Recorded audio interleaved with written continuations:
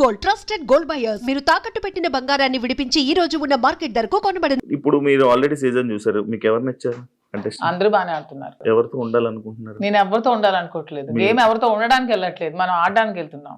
బయట అందరూ అలాగే అన్నారు, లోపలికి వెళ్ళాక ఎవరితో అలా ఎందుకు లేదు, ఇప్పుడు రిలేషన్షిప్ బిల్డప్ అయింది, బాగా రిలేషన్ లో ఉన్నాము, కప్పు నీకు కావాలా ఫ్రెండ్ కావాలని నాగార్జున గారు అడుగుతారు, నేను ఇస్తానా? ఇవ్వను కదా, నాకే కావాలంటాను.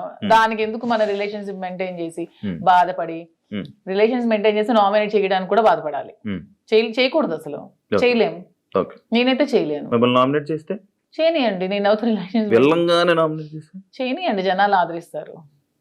ఆదరించకపోతే వచ్చేస్తాను. నన్ను హౌస్ లో ఉండకూడదు, మాదిరి బయటే ఉండాలి అని అనుకుంటే ఓకే, వచ్చేస్తాను 1 week కే. యాక్సెప్ట్ చెయ్యాలి, అదే కదా లైఫ్. అంతే.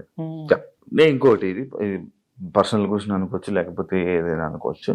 లైక్ బిగ్ కొన్ని సీజన్లకు వెళ్ళి, అంటే లైక్ ఒక రిలేషన్లో ఉన్న పర్సన్స్ లోపలికి వెళ్ళాక బయటకు వచ్చాక విడిపోవడం అలాంటివన్నీ జరుగుతుంటాయి.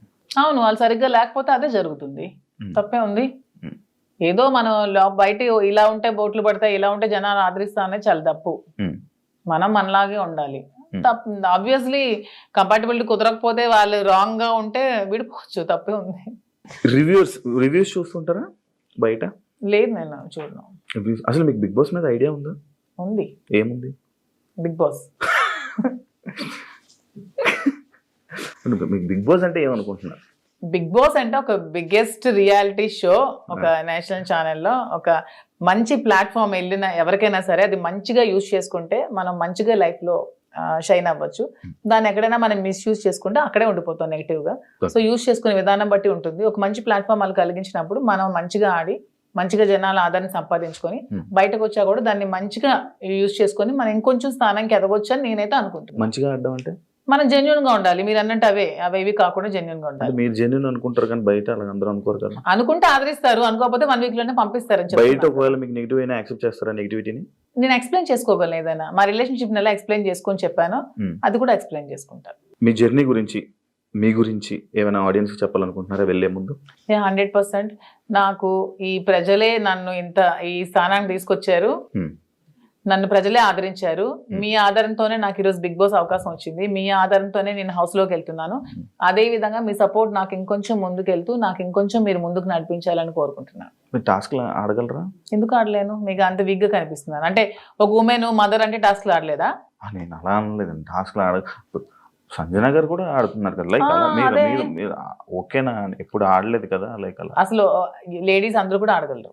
స్టార్టింగ్ వెళ్ళే కంటెస్టెంట్లకి వాళ్ళకి ఏం తెలియదు, ఎవరు వస్తున్నారు ఏంటి, వాళ్ళ క్యారెక్టర్ ఏంటి, వాళ్ళు ఎలా బిహేవ్ చేయబోతున్నారు ఏంటి అనేది మనకు ఒక ఐడియా ఉండదు.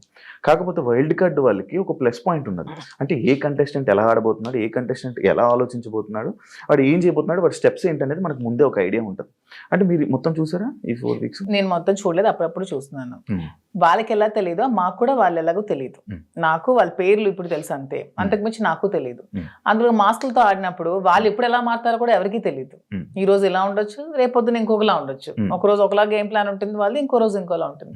సో ఆ స్ట్రాటజీ కూడా కంప్లీట్ గా మనకు తెలియదు, తెలుస్తుంది అనేది అపోహ, అంతే కదా. ఈ రోజు మీ గేమ్ ప్లాన్ ఒకలా వాళ్ళు ప్లాన్ చేసుకోవచ్చు, నెక్స్ట్ మూమెంట్ కి వాళ్ళు మారొచ్చు, ఇలా కాదు నేను ఇంకోలా ఆడాలని మారొచ్చు. సో ఒకే స్ట్రాటజీ మెయింటైన్ అవ్వదు కదా.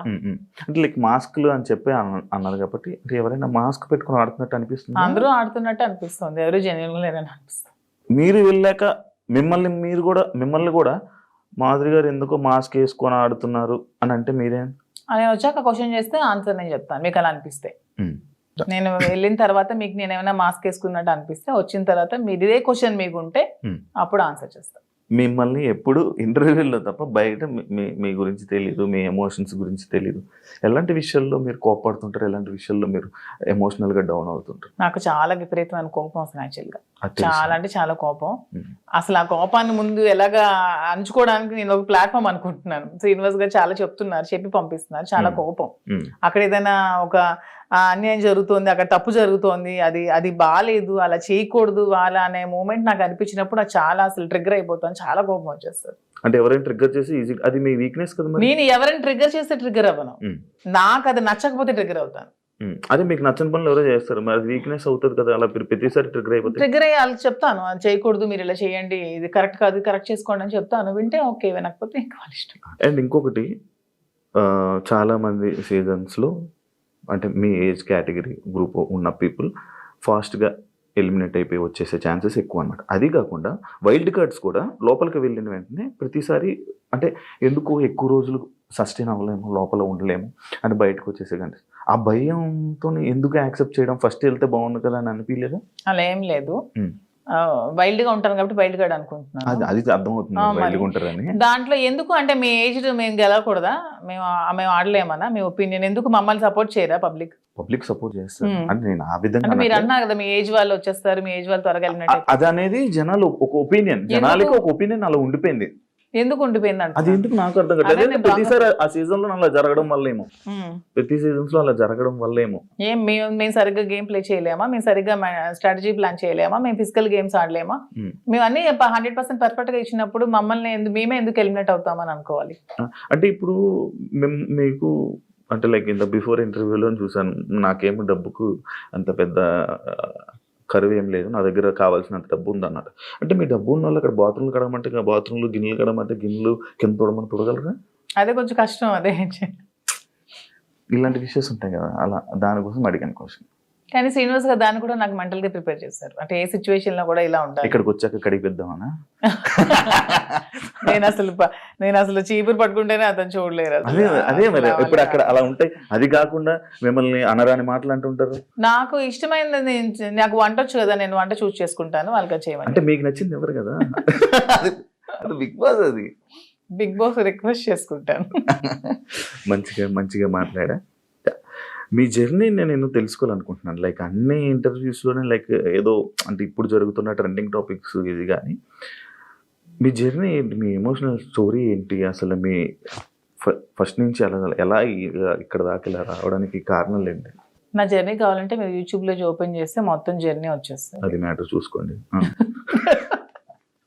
తర్వాత నా జర్నీ తెలియని ఆంధ్ర కానీ తెలంగాణ కానీ ప్రజలు ఎవరూ లేరు, అందరికీ తెలుసు. ఓకే, చిన్నప్పటి నుంచి నాకు బాగా స్పోర్టివ్ స్పిరిట్ ఎక్కువ, నాకు మంచి లీడర్షిప్ క్వాలిటీస్ చిన్నప్పటి నుంచే, కాలేజ్ డేస్ నుంచే మంచిగా లీడర్షిప్ క్వాలిటీస్ ఉండేదాన్ని, లీడర్షిప్ క్వాలిటీస్ మెయింటైన్ చేసేదాన్ని. ఆ క్వాలిటీస్ తో ఉన్న నన్ను మా నాన్నగారు కొంచెం ఆర్థోడాక్స్ కాబట్టి నాకు 19 years కే మ్యారేజ్ చేశారు. ఇంటర్మీడియట్ లో మ్యారేజ్ అయింది, సెకండ్ ఇయర్ లో. మ్యారేజ్ అయ్యాక కూడా నేను కొద్ది రోజులు ఫారెన్ వెళ్ళి షిప్ లో ఉండి, నాకు ఇండియా అంటే అభిమానం కాబట్టి ఇండియాలోనే ఉండాలని డిసైడ్ అయిపోయి నేను ఇండియాకే వచ్చేసి మళ్ళీ స్టడీస్ కంప్లీట్ చేసి నా డిగ్రీ కంప్లీట్ చేశాను. కంప్లీట్ చేసి అప్పటికే మా ఇద్దరికి కంపాటబిలిటీ సరిగ్గా లేనందువల్ల నేను ఇంకా నాకంటూ ఒక ఇండిపెండెంట్ గా బతకాలని నిర్ణయించుకొని పెట్రోల్ బంక్స్ అవి స్టార్ట్ చేశాను, రియల్ ఎస్టేట్ చేశాను, కన్స్ట్రక్షన్ చేశాను. సో ఆ ఫీల్డ్లో ఉండేదాన్ని.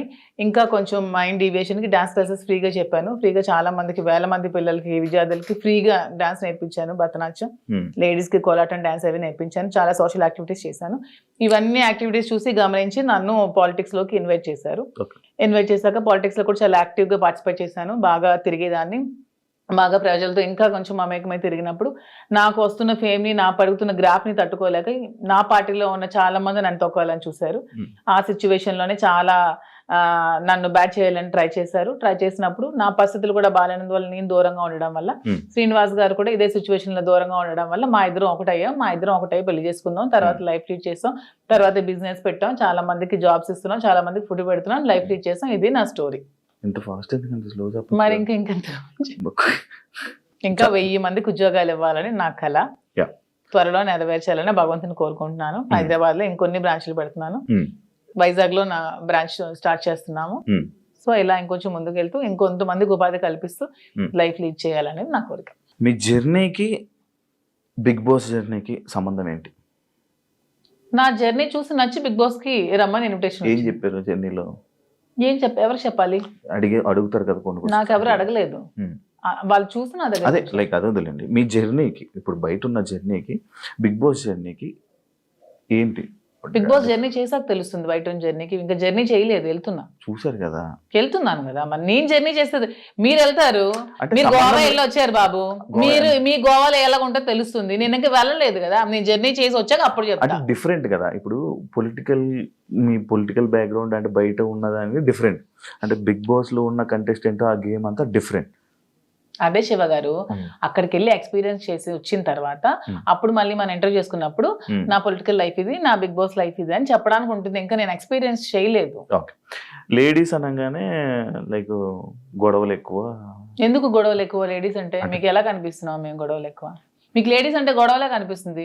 మా వల్లే మీ లైఫ్ స్టార్ట్ అయిందని, మా వల్లే అసలు ఈ సృష్టి మొదలైందని, మేమే పెద్ద శక్తి అని, అసలు మహిళ లేకపోతే అసలు ఈ సృష్టి లేదని, ఇవన్నీ మీకు కనిపించవా? లేడీస్ అంటే గొడవలు అని ఎందుకు మీరు నెగిటివ్ గా చెప్తారు? లోపల మీ ఎవరికి వల్ల గొడవలు అవ్వలేదా? మీరు ఎప్పుడు మీ ఫ్రెండ్స్ తో గొడవలు లేవా? మీరు ఎప్పుడు గొడవలు పడి మందు తాగుతూ బీర్ బాటిల్ కొట్టుకోలేదా? లోపల ఎవరికి శక్తి? మహిళ శక్తి. అలాగా అంటే మీ అబ్బాయిలకి మేమే శక్తి అది అన లోపల ఎవరికైనా శక్తిగా ఉండాలనుకుంటున్నారా? ఎవరికి ఉండాలనుకోవట్లే, Hmm. మాకు మేముగానే శక్తిగా ఎదగాలనుకుంటున్నాం. ఇప్పుడు మీరు ఆల్రెడీ సీజన్ చూసారు, మీకు ఎవరు నచ్చారు అంటే అందరూ బాగానే ఆడుతున్నారు. ఎవరితో ఉండాలనుకుంటున్నారు? నేను ఎవరితో ఉండాలనుకోవట్లేదు, గేమ్ ఎవరితో ఉండడానికి వెళ్ళట్లేదు, మనం ఆడడానికి వెళ్తున్నాం. బయట అందరూ అలాగే అన్నారు, లోపలికి వెళ్ళాక ఎవరితో అలా ఎందుకు లేదు? ఇప్పుడు రిలేషన్షిప్ బిల్డప్ అయింది, బాగా బాగా రిలేషన్ లో ఉన్నాము. ఉమ్, కప్పు నీకు కావాలా ఫ్రెండ్ కావాలని నాగార్జున గారు అడుగుతారు, నేను ఇస్తానా? ఇవ్వను కదా, ఉమ్, ఉమ్, నాకే కావాలంటాను. దానికి ఎందుకు మన రిలేషన్షిప్ మెయింటైన్ చేసి ఉమ్, బాధపడి, ఉమ్, రిలేషన్స్ మెయింటైన్ చేసి నామినేట్ చేయడానికి కూడా బాధపడాలి? ఉమ్. చేయకూడదు అసలు, Okay. చేయలేము. ఓకే, నేనైతే చేయలేను. మిమ్మల్ని నామినేట్ చేస్తే చేయనియండి, నేను అవుతూ రిలేషన్స్ వెళ్ళంగానే నామినేట్ చేస్తే చేయనియండి, జనాలు ఆదరిస్తారు. ఆదరించకపోతే వచ్చేస్తాను. నన్ను హౌస్ లో ఉండకూడదు, మాదిరి బయటే ఉండాలి అని అనుకుంటే ఓకే, వచ్చేస్తాను 1 వీక్ కి.